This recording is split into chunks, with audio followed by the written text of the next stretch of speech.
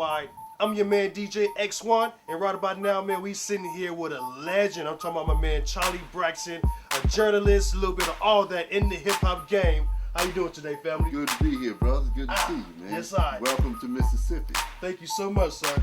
So, man, I heard so much about you. You got a deep history. You done wrote books. You've been involved with all kind of music. You're a legendary DJ down here, man. Why don't you just give the people a little bit of history about you, how long you've been doing your thing, and some of the things you're involved with? I started writing about hip-hop probably around 1991. I started a magazine called The Informer, and back then hip-hop wasn't on the radio.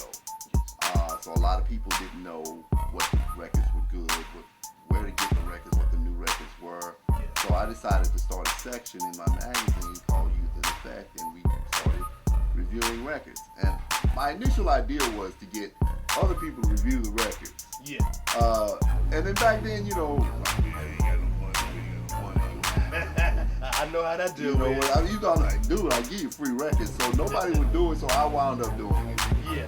And then from there, I started working for a Bay Area magazine called 4080. Big up to 4080, Lachlan McIntyre and Eric K. Arnold, Billy Jam, all those cats. Black Dog Bone was the photographer, actually, for 4080 before he started doing Murder Dog, which I also wrote for.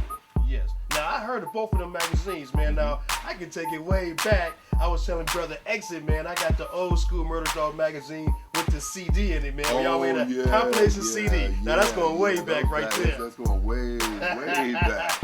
Way back.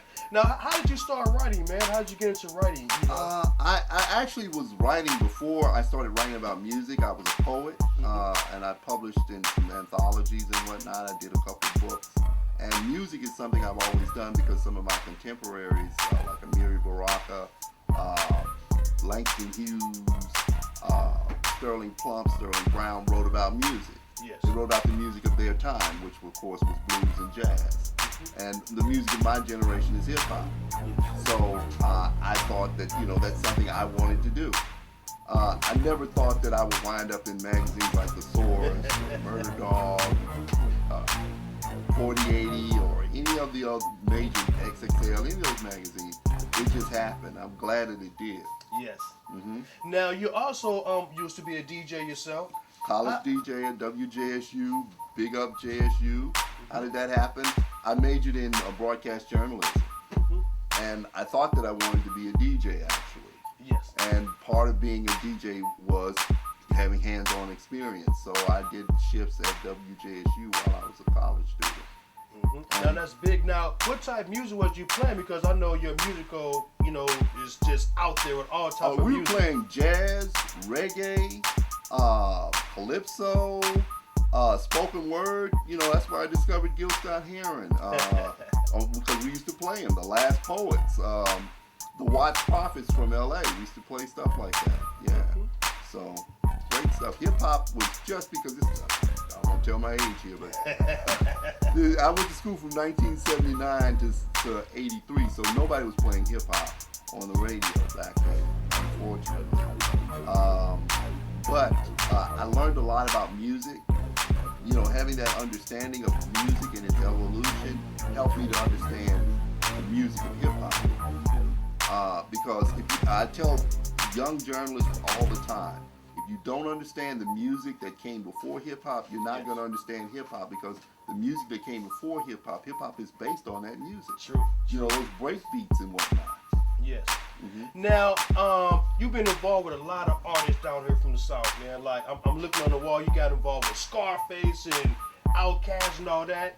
Now, how did you link up to work with these guys? And don't forget West Side Connection. I want to get a shot of that. Because got that West Coast. There's a Bay Area connection to that particular plaque. All right? And I'm going to tell you this. I'm going to tell everybody this. My very first cover story was in 4080 magazine. And it was the West Side Connection. Ice Cube, Dub C, and Mac 10. And it was a cover story, and this was during the East Coast, West Coast war. You know, and Ice Cube was explaining his position. And me coming from the South, I understood that position very well, because Southern rappers were getting the raw end of the stick too from East Coast based magazines. So when I wrote my piece, I actually took a side and said, you know, I understand where they're coming from because I've seen groups like UGK, the Ghetto Boys, Outkast get dissed or underplayed in the magazines. And apparently that impacted Ice Cube and the people over there. And I wound up getting a plaque from them. That was my first plaque. I didn't know writers got plaques back then. Yeah. But since then, I've collected a few, thank God. Mostly because of what I've written about them, with probably the exception of Chameleon. You know, I wrote something on Chameleon. Chameleon is a really good friend of mine, and I gave him some advice on how to structure his deal. He took the advice, made a lot of money, and all I got was that lousy plaque. But I love you, Chameleonaire. Now, man, I was talking to my man about the Ghetto Boys. Now, in the early days, man, I think some of the original members was your man, Willie D. No. That's the second lineup. The second lineup. First lineup, and I'm Jukebox, Sir Rap-A-Lot, Ready Red, and Raheem. Mm-hmm. So Bushwick Bill wasn't in the picture. Bushwick was, but he was a dancer. Okay. Bushwick, the second in the classic lineup that most people know as the Ghetto Boys is Scarface, Willie D, Bushwick Bill. Yes. That's the classic lineup. But before that, there was the original lineup of the Ghetto Boys. Yes. And Making Trouble, I believe, is that first album. Yes. Great record too, by the way. Y'all didn't know that, huh? See, this is the man right here letting y'all know for y'all both game. Now you just recently wrote a book, man, that was overseas. Gangsta Gumbo. Where is it? Hold on here. I'm gonna hold it up for you. Now this is a book y'all definitely got to get, man. If you don't have this book, you got to find it. You might got to go overseas with it, but you got to get this book right here, man. Gangsta Gumbo. I co-wrote that with a French journalist by the name of Jean-Pierre Labertith. It is the definitive history of Southern hip hop. We left no stone unturned. There is history, discography, oral history, photos, everything that you can think of about Southern hip hop is in there. I stand behind it 100%. Now, how could they find this book right here? You can find that book. It's in French now, so if you speak French, I would urge you to get it. We're going to get it done in English soon, but you can buy it on Amazon, Amazon.com. Okay. And for my English-speaking brothers and those of you who like poetry, I have a book of poems. This is in English. It's called Cinders Rekindled. You go on lulu.com and buy that book.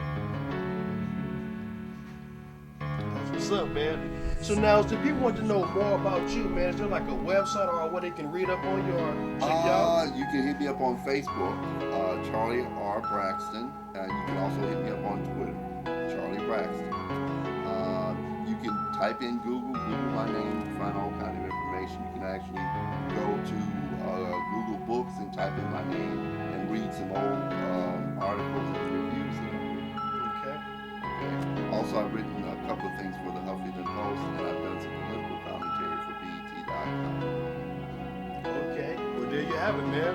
So it's been a pleasure and an honor, man, to speak with you and letting the people know what's happening with Charlie Braxton down here in Jackson, Mississippi. Thank you. I appreciate you so much, man. Thank you, brother. Welcome to Mississippi. Thank you so much. This brother gets around, y'all. Yes.